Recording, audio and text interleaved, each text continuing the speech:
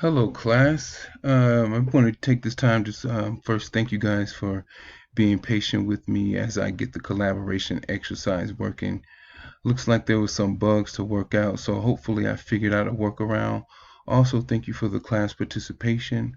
Everyone looks to be well received and participating well. So I am logged in now as a student. So you would come over to the groups tab and hit groups. And we have my groups, we have the MSCC 610 Technology Concepts, and then there was another group tab here.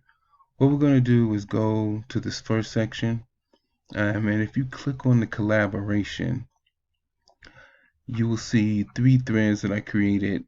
The first thread here, if you click, you will see the names of the people in each group. Lisa, Jason, and Kyle, just for an example in this one, and then you could reply to this thread. What I would do is just delete the information in the thread, and then as your group, post your information here, and then hit the post button, and then that will post under your individual group.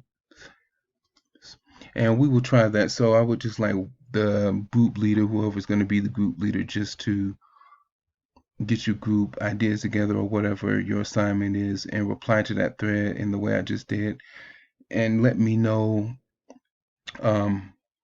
if that works. I'll be able to see it as well.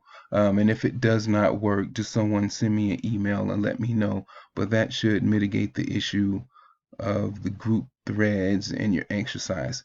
If that does work the way it's intended, I will just create threads for week 4, 5, and 7 of the collaborations, and then you guys will just respond here.